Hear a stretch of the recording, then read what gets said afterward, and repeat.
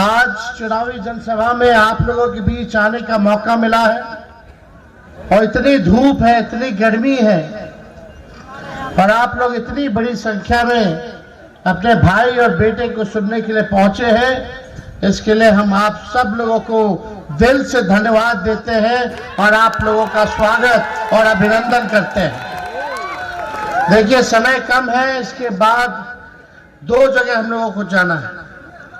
लालू जी का संदेश लेके आए हैं और हम लोगों ने इस बार बड़ा सोच विचार करके हम लोगों ने उम्मीदवार बनाया है। भाजपा हमेशा बाहरी के टिकट देता है। अब बाहरी वाला एक बार जीत के चला जाता है तो दोबारा नवादा मुड़ के देखता नहीं है। हम लोगों ने श्रवण कुशवाहा जी को, जो नवादा का बेटा है, उनको हम लोगों ने टिकट देने का काम किया।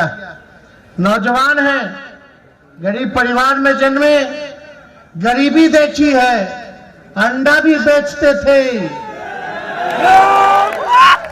और आज ऐसे गरीब परिवार से आने वाले नौजवान को हम लोगों ने आपका प्रत्याशी बनाया है। जो नवादा के रहने वाले हैं, आपके घर के हैं और हमें पूरा विश्वास है कि नवादा की जनता का एक एक वोट जो है श्रवण कुशवाहा जी के मिलेगा और लालटेन पर आप लोग बटन दबा करके भारी मतों से विजय बनाइएगा और एक अंडा बेचने वाले के बेटे को सांसद बनाने का काम कीजिएगा। यहाँ कोई लड़ाई नहीं है। यहाँ इस बार नवादा की जनता ने ठान लिया है कि बाहरी को बाहर कर देंगे और घर के अपना बेटा को सांसद बनाएंगे। और ये जब सांसद बनेंगे तो नेता बनकर के नहीं, बल्कि बेटा बनकर के आप लोगों की सेवा करेंगे। कोई दुख होगा, कोई काम होगा, कोई पैरवी होगा, रात बिरात कहीं भी होगा तो भाई इनका घर जानते हो, कहीं भी जाकर के इनसे काम करवा लीजिएगा, पैरवी करवा लीजिएगा। लेकिन जो भाजपा का प्रत्याशी है उसको कहां ढूंढने चलिएगा? उनका घर कहाँ है रे भाई, बता दो। चेहरों देखे हैं, अगर आ गया अकेले चलते चलते तो पहचान लीजिएगा। जब घोषणा हुआ होगा तब ले भाई ढूंढ रहा, अरे बताओ कैसा चेहरा है दिखे में। ऐसे पैराशूट से भेज दिया गया, उसने आप लोगों के बीच आए, हम मुद्दे की बात करने आए। आप अपने भाई को जानते हैं, तेजस्वी को जानते हैं। हमको जब मौका मिला तो हमने 17 महीने में 5 लाख लोगों को सरकारी नौकरी देने का काम किया। जितनी हमारी जीविका आंगनबाड़ी, जितनी ममता आशा, जितने हमारे स्वयं सहायता समूह थे, चाहे विकास मित्र हो, टोला सेवक हो, तालमी मरकज हो, सबके मानदेय को हम लोगों ने बढ़ाया। जाति आधारित गणना कराई और उसी अनुपात में हम लोगों ने आरक्षण को भी बढ़ाने का काम किया। हम लोग आईटी पॉलिसी बनाए, स्पोर्ट्स पॉलिसी बनाए, टूरिज्म पॉलिसी बनाए, ये सारा काम हुआ। बिहार में निवेश हो, लोग कारखाना खोले, फैक्ट्री खोले, इसके लिए 50,000 करोड़ का MOU साइन हम लोगों ने करवाने का काम किया। हम लोग लगातार जो है अस्पताल में जाते थे, छापा मारते थे ताकि आप लोगों को सही इलाज हो रहा कि नहीं हो रहा, डॉक्टर आ रहा है कि नहीं आ रहा, दवा मिल रहा है कि नहीं मिल रहा, रात भर घूमते थे। गुणवत्ता शिक्षा हो, इसके लिए टीचरों की लाखों में बहालियां हम लोगों ने कराने का काम किया। मात्र 17 महीने में जो काम हम लोगों ने किया है वो 17 साल में भी भाजपा और हमारे चाचा ने नहीं किया है। केवल ठगने का काम किया। चाचा जी तो पलट गए, पलटे नहीं होते तो अब तक हम रहते तो 10 लाख लोगों को नौकरी मिल गया होता। 10 लाख लोगों को मिल गया। बताओ, मेरे जाने के बाद कितना लोग को नौकरी मिला? नहीं मिला। वो तो छोड़ो, पेपरों लीक हो गया मेरे जाने के बाद। पेपर लीक हुआ कि नहीं हुआ?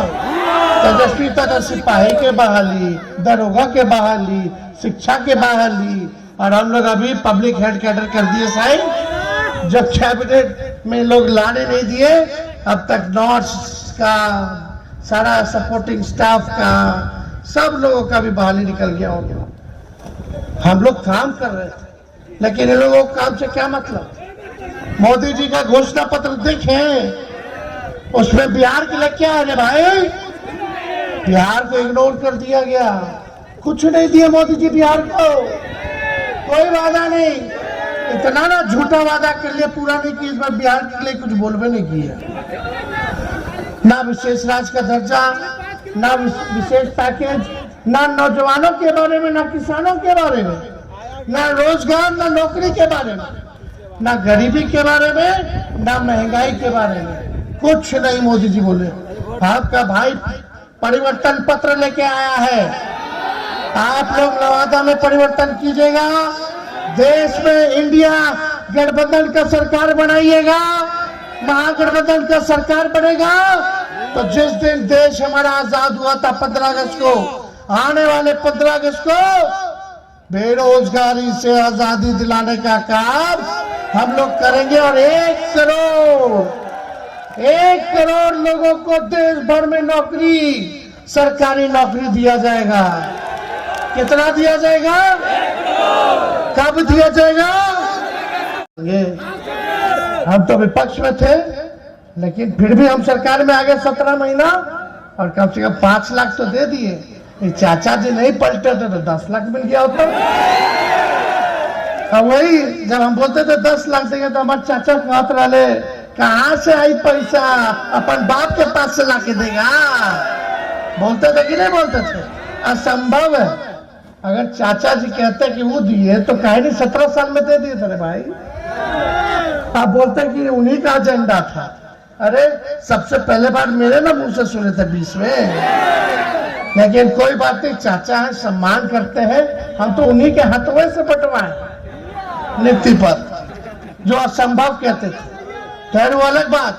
आने वाला रक्षाबंधन को गरीब परिवार की बहनों को हर 1 साल 1 लाख रुपया का हम लोग सहायता करेंगे।